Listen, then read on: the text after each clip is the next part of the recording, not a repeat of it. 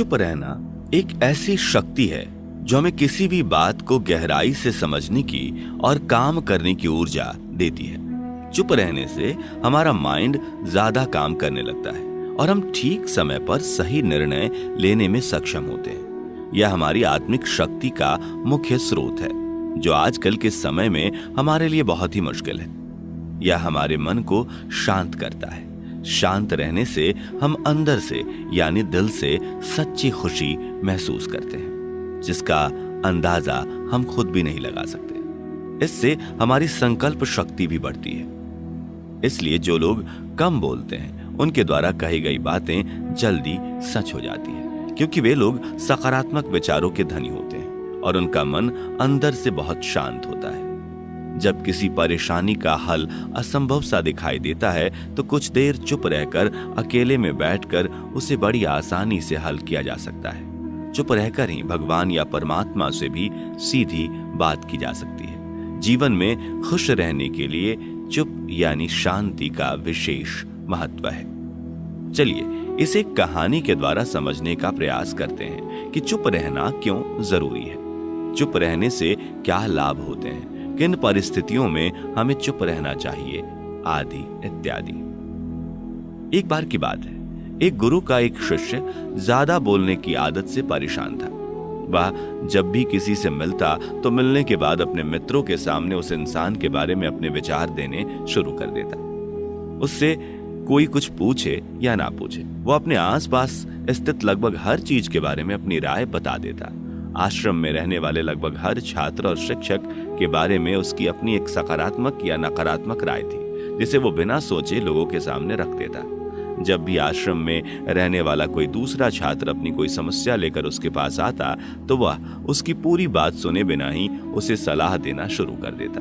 वह अक्सर अपने मित्रों से कहता कि तुम ये काम ऐसे करो, वो काम तुम्हें ऐसा करना चाहिए था। उसे अपने आसपास की चीजों के बारे में जो कुछ भी आधा अधूरा ज्ञान था, मित्रों के बीच गपशप के समय वह बोल बोलकर अपने उस ज्ञान का दिखावा करता। उसकी इन हरकतों की वजह से आश्रम का कोई भी छात्र या शिक्षक उसे गंभीरता से नहीं लेता था। अक्सर उसके साथ पढ़ने वाले छात्र उससे दूर रहने की कोशिश करते, क्योंकि वह हर बात पे उन्हें सलाह देने लग जाता था। कोई भी उसे अपना मित्र नहीं बनाता था।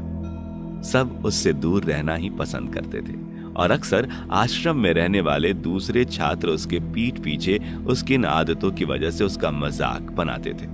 उस लड़के को भी पता था कि उसकी ज्यादा बोलने की कमी के कारण कोई भी उसे पसंद नहीं करता। वह भी अपनी इस आदत को बदलना चाहता था, लेकिन वह चाहकर भी हर बात पर अपनी राय देने की इस आदत को छोड़ नहीं पा रहा था। एक दिन वो अपने गुरु के पास गया और अपनी सारी समस्याएं गुरु को बताई।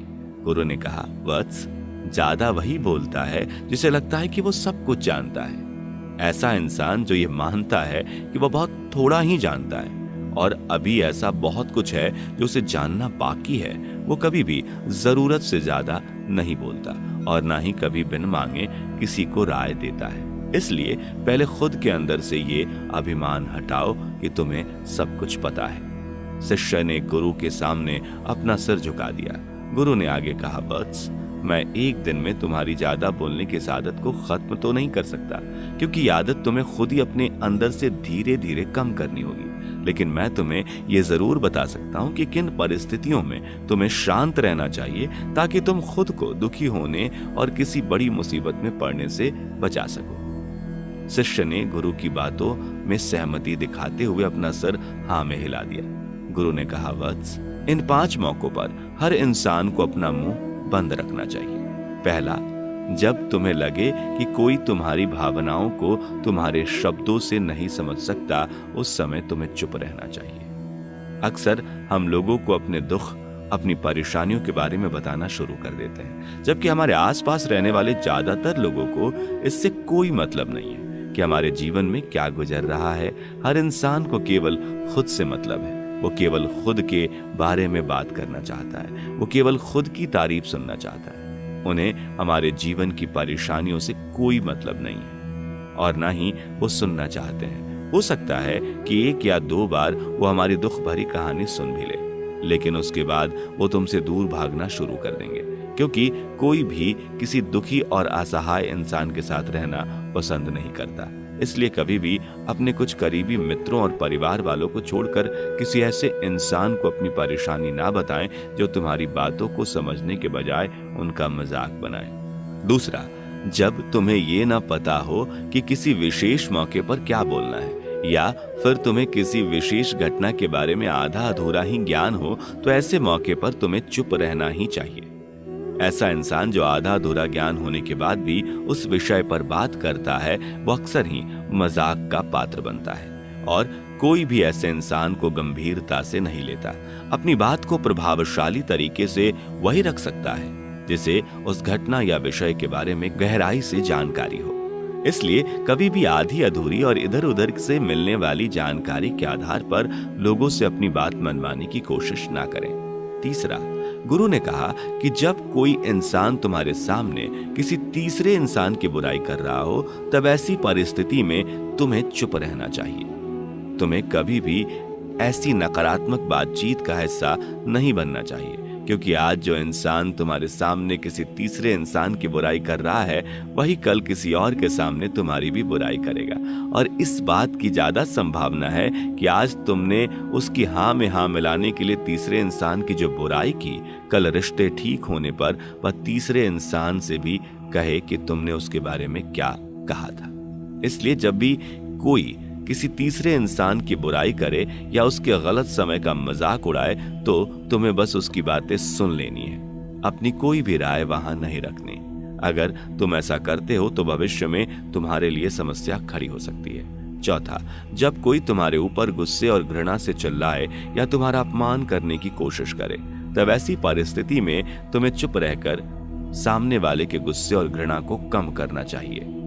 साथ ही तुम इस स्थिति को खराब होने से भी बचा सकते हो। जब तुम सामने वाले के क्रोध का जवाब क्रोध से ना देकर उस समय चुप रह जाते हो, तब यह बात उस क्रोध करने वाले इंसान के दिल में लगती है। गुस्सा कम होने पर उसे अपनी गलती का पछतावा होता है और ज्यादा संभावना है कि वो अपनी गलती के लिए तुमसे क्षमा मांगे, और क्षमा नहीं भी मांगता तो वह अंदर ही अंदर खुद को दोषी समझने लगता है और फिर वह अगली बार तुम पर गुस्सा करने से पहले कई बार सोचेगा।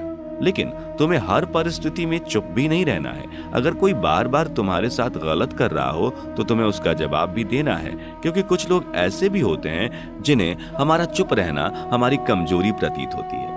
गुस्से के दौरान चुप रहने का यह तरीका केवल परिवार, सगे संबंधी और कुछ निकटतम मित्रों के लिए ही सही है, ना कि हर इंसान के लिए। अगर तुम हर जगह चुप रहने लग गए तो लोग इसका गलत फायदा उठाएंगे।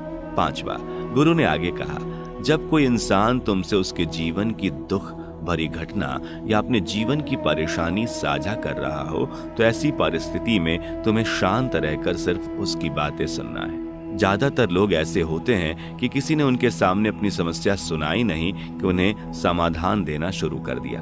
जबकि जब कोई इंसान हमसे अपनी परेशानी साझा कर रहा होता है तो वो हमसे किसी सुझाव की उम्मीद नहीं करता।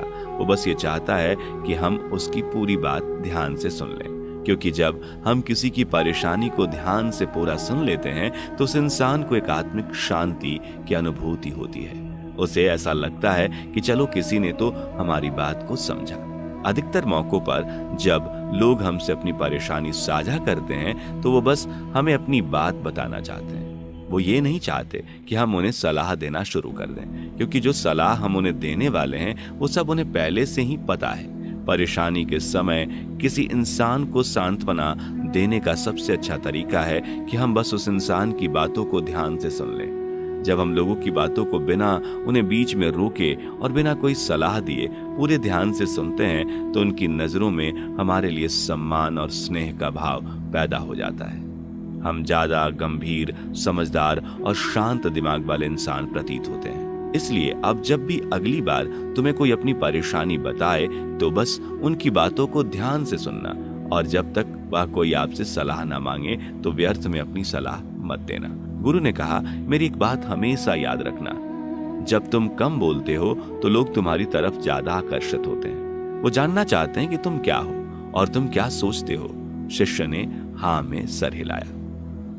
शिष्य अब गुरु की बातों को पूर्ण रूप से समझ चुका था कि उसे किन परिस्थितियों में शांत रहना है और उसने यह जान भी लिया था कि कम बोलकर वह आश्रम में अपनी प्रतिष्ठा वापस पा सकता है। उसने गुरु को धन्यवाद किया और वहां से चला गया।